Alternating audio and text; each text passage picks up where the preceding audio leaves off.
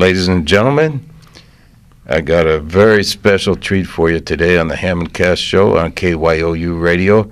I'm sitting here with an old friend of ours, a friend of the music community in the Bay Area for many years, and now residing in the Big Apple, the artistic director of Club Dizzy, and here at Jazz at Lincoln Center. I'm here with Todd Barkan. How you doing, Todd? It's great to see you. Bright moments to you all. Bright moments. Yeah, man. You know, we're here at Jazz at Lincoln Center, Dizzy's Club Coca-Cola. Tonight, we're getting ready to put on a show with the great Joe Lovano and his Tentet and Streams of Expression. So we're just trying to keep the music going. You've got to take care of the music, and the music will take care of you. Right on. Well, I'm excited to see Joe's set tonight, and you're always putting great shows together. Todd, you have a long history of doing that. Besides, a lot of folks don't know, of course, they see your name as a producer on many, many records, and really great work with Jimmy Scott, little Jimmy Scott, great stuff, and so many records. And now these live shows are always a pleasure to go to, but I remember very well, like it was yesterday, going to all your shows at the Keystone Korner in North Beach, San Francisco. And every time I walked by there, it was Vallejo Street, right next to the police department. Right. 750 Vallejo between Powell and Stockton and North Beach in San Francisco. Man, you put on some great shows. I saw Dexter there, Max Roach, of course, and Rasan. Oh, yeah. Just one after another. And, one thing that impressed me, I was a little younger then, of course. This was the early 80s, and all your musicians would step out onto your bandstand in beautiful suits, man, And I always thought, like, Todd must make these cats dress up for the hit, because everybody had a beautiful suit. Did you have a dress code policy for the musicians there? No, we didn't have a dress code policy. I think it was just kind of the overall philosophy of the presentation that we were making. I always wore suits myself, and was just part of, I think, a tradition that was maintained. Mm-hmm. And that actually we try to still maintain, even at Dizzy's to this day. I mean, it's just treating the music as well as you can and giving it a certain level of respect, giving your audience a certain level of respect, and trying to make it as high quality and high level show as possible. And that involves the way you present it and the way you dress and the way your whole attitude and the framework that you set for the music. I concur. Absolutely. I'm a band leader for a small group, so I always tell the cats, please, no T-shirts, at right. least, So that's great because the musicians, they respected your bandstand, and they really gave some beautiful shows there. And so I want to thank you for those great shows. And on behalf of all my friends who used to go to your shows regularly there, and you're continuing the tradition here in a little more high-profile manner here, Jazz at Lincoln Center. This great thing. Well, it's just an interesting thing. I mean, overall, it's just a continuum of the history of this music.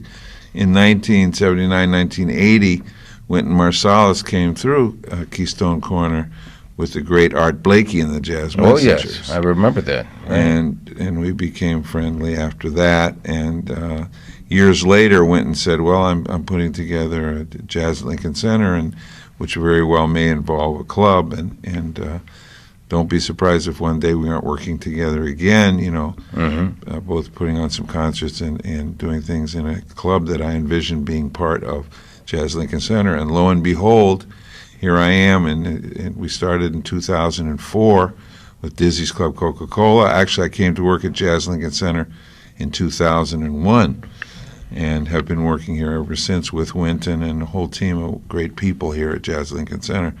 But the club opened up in October of 2004, and so we've been open for 3.5 years, and it's been a very satisfying and very rewarding experience.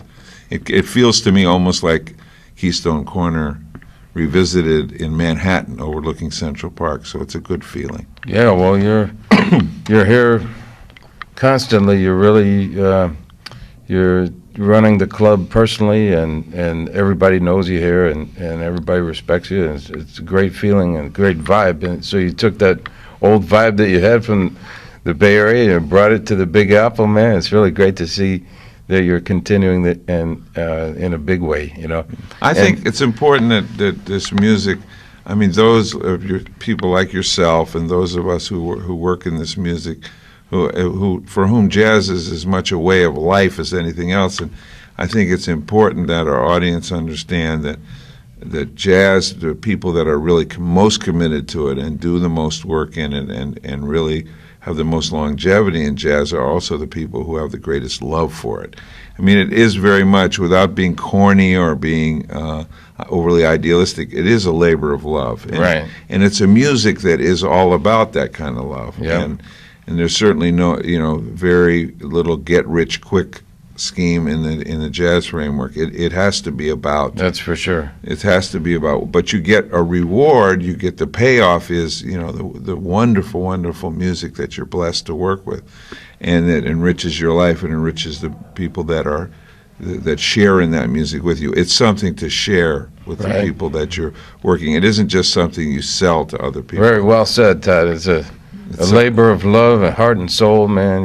It's not about the dough, but if you keep at it, I think that hard work will pay off eventually. Well, you can make a living. You've learned from your successes and failures, and even your failures have been successes. So we were so sad to see Keystone Korner end.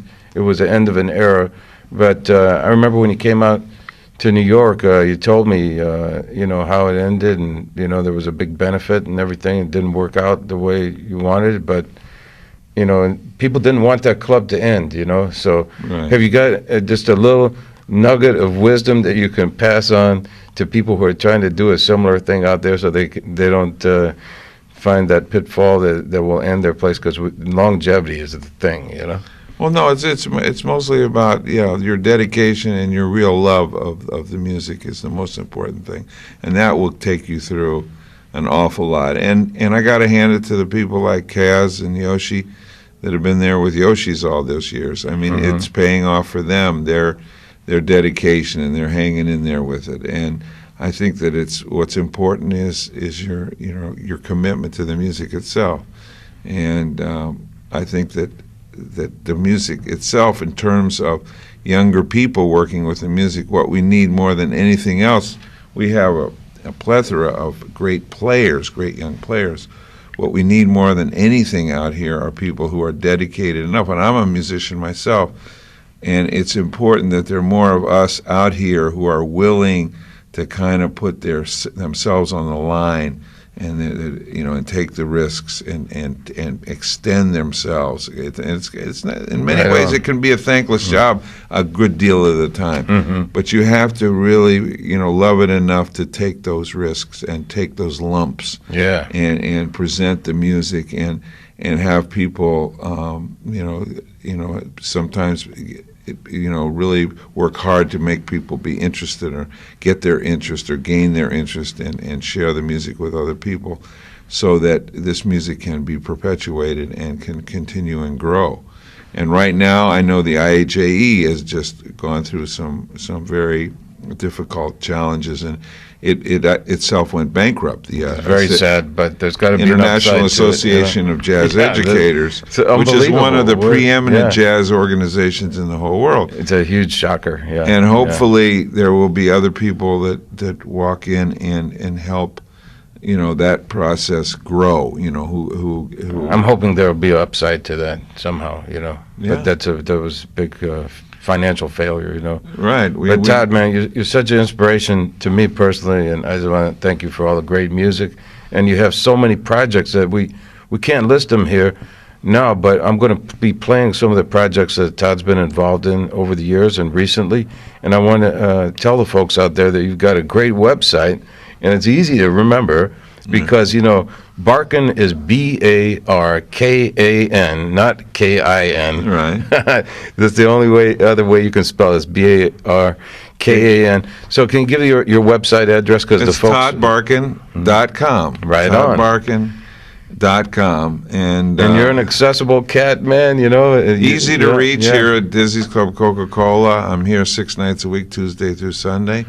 And you can reach me at Barkan, TBARKAN, at JALC.org, which is at jazzlincolncenter.org. Right on. That's how I reached you. Right. That's great, and man. It's important that, you know, those of us who are really most dedicated to the music stick together and support each other. That's beautiful. And I do a lot of producing of records. I have since the late 60s. And I've produced several hundred records, or I don't know, 600 or 700 great jazz records. Yes. And big body a lot of them have been released in Japan and Europe. Anything live from the club here? Well, of course, we recently had Kids with Joe Lovano and